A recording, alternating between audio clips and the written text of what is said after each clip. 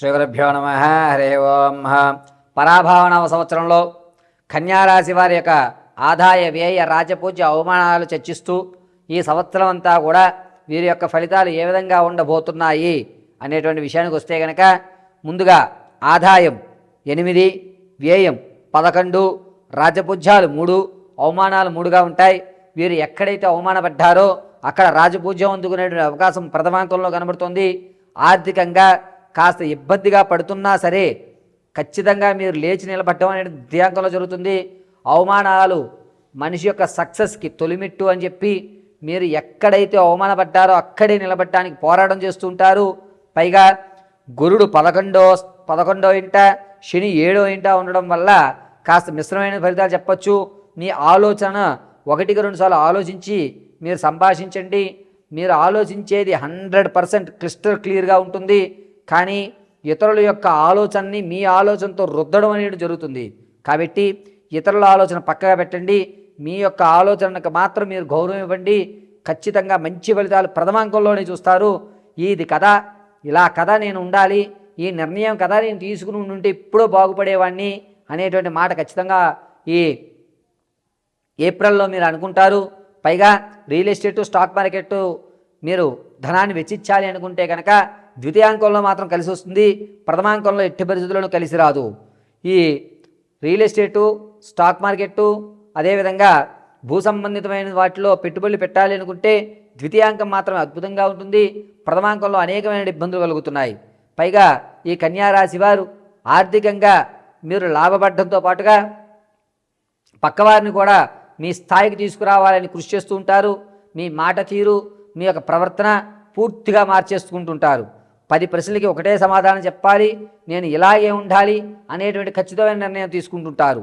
పైగా ఈ కన్యారాశి వారు ఈ సంవత్సరం అంతా కూడాను ఏదన్నా కొత్త వ్యాపారాలు ప్రారంభం చేసి మనకంటూ ఒక ప్రత్యేక గుర్తింపు కావాలి అని మీ యొక్క శ్రమని అధికం చేసుకోవడం అనేది జరుగుతుంటుంది. విద్యార్థులకి జ్ఞాపక శక్తి కొంచెం పెరుగుతుంది. అనుకున్న రంగంలో విద్యార్థులు సీట్లు సంపాదిస్తారు. కానీ అనూహ్యంగా విద్యలో మాత్రం కాస్త బ్రేక్ ఇస్తారు. ఇది కావాలని ఇవ్వడం, లేకపోతే కనుక మీ యొక్క వ్యక్తిగతంగా కానీ కొంచెం బ్రేక్ అయితే మాత్రం విద్యార్థులకు పడుతుంది. పైగా ఈ కన్యారాశి వారు తాత ముత్తాతల నుంచి లభించేటువంటి ఆస్తి ఏదైతే ఉందో అది ప్రథమాంకంలో వస్తుంది తప్ప ద్వితీయాంకంలో ఎక్కడా గోచరించట్లేదు. కోర్టు సంబంధితమైన వ్యవస్థలు ఏవైతే ఉన్నాయో అవన్నీ కూడా పటాపంచులయ్యేటువంటి అవకాశం గోచరిస్తుంది. ఎక్కడా కూడా కోర్టుకు సంబంధించి మీరు ఇబ్బంది పడేటువంటి అవకాశం గోచరించడం లేదు. ఈ కన్యారాశి వారు మీ యొక్క ఆలోచన ధోరణిని మార్చుకోవడం వల్ల మిమ్మల్ని ఏదో ఇబ్బంది పెడదాము అనుకుంటారు. కానీ వారు తప్పిదం తెలుసుకుని మీకు సపోర్ట్ చేయడం అనేది జరుగుతుంది. ఈ కన్యారాశిలో వారు సంవత్సరం అంతా కూడాను ఏదన్నా గ్రామదేవతను ఆరాధన చేయడం, శుక్రవారం మాటలు ఉపవాసం ఉండడం చాలా మంచిది. పైగా ఆరోగ్య విషయానికి వస్తే కనుక మెదడుకు సంబంధించి నరాలు లాగడం కానీ, తలపోటు ఎక్కువ అవడం కానీ, సైనీస్ వచ్చేటువంటి వ్యాధులు కానీ ఎక్కువగా గోచరిస్తున్నాయి. కాబట్టి కంటికి సంబంధించి, నరానికి సంబంధించి కొంచెం ప్రోటీన్ ఫుడ్స్ తీసుకోవడం చాలా మంచిది. ఈ కన్యారాశి వారు ఆర్థికంగా కాస్త నిలబడే అవకాశం ఎక్కువగా గోచరిస్తోంది. మీ యొక్క ఆలోచన విధానం మారడం వల్ల 10 మంది మీకు తోడై మీ యొక్క ఆలోచనని గౌరవించడం కూడా ఈ సంవత్సరం ప్రథమాంకంలోనే జరుగుతూ ఉంటుంది. ఇక ఈ రాశి విషయాలకు వస్తే కనుక విదేశాలు వెళ్ళేటువంటి ఆలోచన ఎవరికైతే ఉందో అది ఈ సంవత్సరం విరమించుకోండి. వెళ్ళినా కూడా మీరు అక్కడ నిలబడే అవకాశం ఎక్కడ గోచరించడం లేదు. కన్యారాశిలో వారు సంగీత, సాహిత్య, కళ, సినీ పరిశ్రమలో ఉన్నవారికి మాత్రం కాస్త ఊరట కలుగుతుంది. కొత్త పరిచయాలు ఏర్పడటం, ఆ పరిచయాల వల్ల మీరు అనుకున్న స్థాయిలో ఉండడం జరుగుతుంది. కన్యారాశి వారు ఈ సంవత్సరం అంతా కూడా గ్రామదేవత అయిన నల్లపోచమ్మని కానీ, లేదా మైసమ్మ, మారమ్మ, నల్లపోచమ్మ, పెద్దింట్లమ్మ ఇటువంటి గ్రామదేవతను పూజించండి. అద్భుతమైన ఫలితాలు చూస్తారు. శ్రీగురుభ్యో నమ. హరి ఓం. శ్రీ మహాగణాధిపతయే నమ. శ్రీ మహాసరస్వత్యై నమ. శ్రీగురుభ్యో నమ. హరి ఓం. జగతం పితరం వందే పార్వతీ పరమేశ్వరం. సర్వం శ్రీ అంబికానుగ్రహకటాక్షఫలసిద్ధ్యం. ప్రతి ఒక్కరికి కూడా ఈ పరాభావనామ సంవత్సరంలో అనేకమైనటువంటి ఇబ్బందులు చవిచూసి ఈ సంవత్సరమన్నా సరే నా యొక్క స్థితి మారుతోందా, మారడం లేదా, నేను ఏ విధంగా స్థిరపడగలుగుతాను అనేటువంటి సందేహం ఉన్నవారు, ఈ సంవత్సరమైనా నా జాతకం మారితే నేనంటూ ప్రూవ్ చేసుకోవడానికి అవకాశాలు ఎక్కడన్నా కలుగుతాయా అనే ఆలోచన ఉన్న వాళ్ళకి, మనం మేషం మొదలు పెట్టుకుని మీనరాశి వరకు కూడా ఏ విధంగా వారి యొక్క జాతక ప్రభావాలు ఉండబోతున్నాయి, ఎవరి యొక్క జాతకంలో ఆదాయ వ్యయ రాజపూజ అవమానాలు ఏ విధంగా ఉండబోతున్నాయి అనేటువంటివి గోచారరీత్యా గోచారరీత్యా వారి ఫలితాలని వివరించి చెప్పడం జరుగుతుంది. క్షిప్తంగా ఆదాయ వ్యయ రాజపూజ అవమానాలు వారి యొక్క స్థితిగతులు ఈ సంవత్సరం అంతా ఏ విధంగా ఉండబోతోంది అనేది మనం ఇప్పుడు వివరణగా నేను ఇప్పుడు చెప్పేటువంటి ప్రతి రాశి ఫలితము కూడా గోచారరీత్యా మాత్రమే తెలియజేయడం జరిగింది. వ్యక్తిగతంగా మీ జాతకాన్ని తెలుసుకోవడానికి కింద స్క్రోల్ అవుతున్న నెంబర్ని సంప్రదించండి. ఆ నెంబర్ సంప్రదించినప్పుడు మీ date of birth, time, place of birth ఈ 3 ఆధారాలుగా మీ పూర్తి జాతకాన్ని విశదీకరించి చెప్పడం జరుగుతుంది. ఒకవేళ మీకు డేట్ ఆఫ్ బర్త్లో కానీ, టైంలో కానీ, ప్రదేశంలో కానీ ఏదన్నా తెలియకపోతే మీ ఫోటోను మాకు వాట్సాప్ చేయడం, మేము అడిగేటువంటి 3 ప్రశ్నలకు మీరు సమాధానం చెప్పడం వల్ల ఆ గణాంక పరిమాణాన్ని బట్టి మీ జాతకాన్ని విశదీకరించి వివరించి చెప్పడం జరుగుతుంది.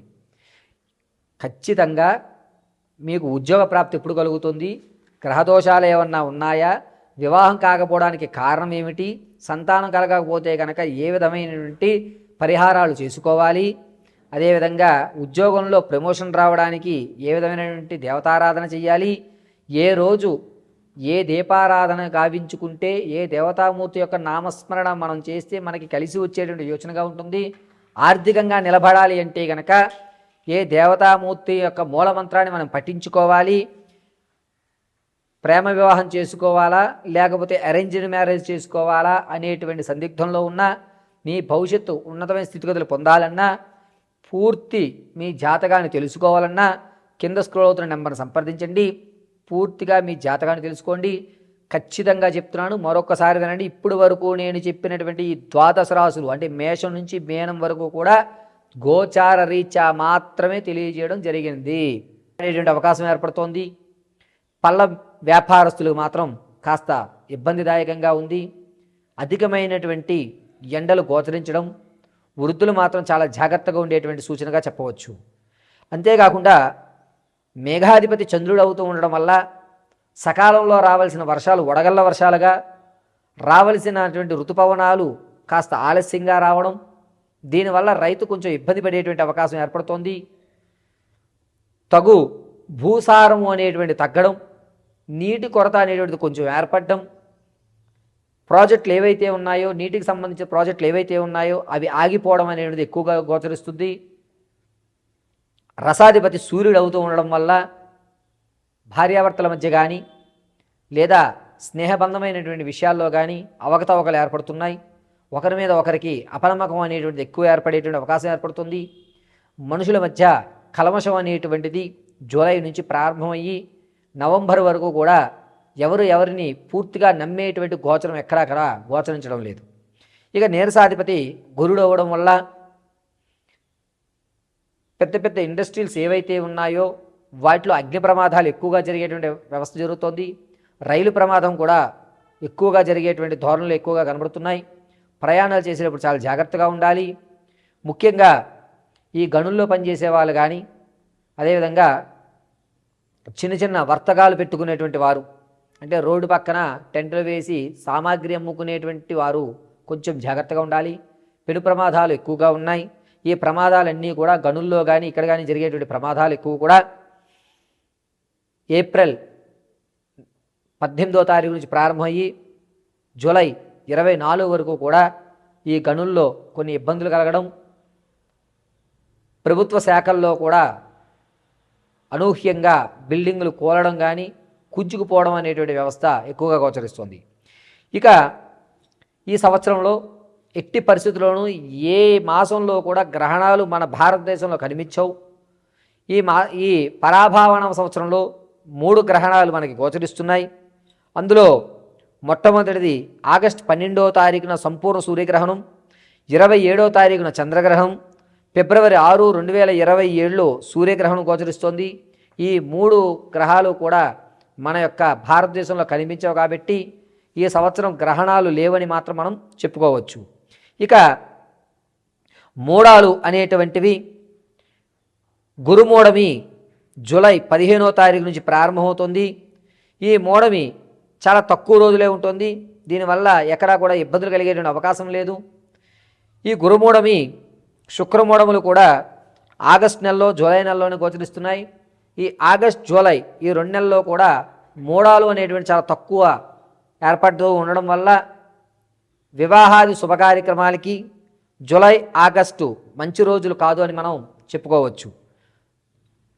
ఈ యొక్క పంచాంగంలో ఇప్పటి వరకు మనం దేశ కాలమాన పరిస్థితులు ఏ విధంగా ఉండబోతున్నాయనేది చర్చించుకున్నాం. వ్యక్తిగతమైన మీ యొక్క జాతకాలు మేషం నుంచి మొదలుపెట్టుకుని మీనరాశి వరకు కూడా ఏ విధంగా ఉండబోతోంది అనేది మనం నెక్స్ట్ ఎపిసోడ్లో విశదీకరించి తెలుసుకుందాం.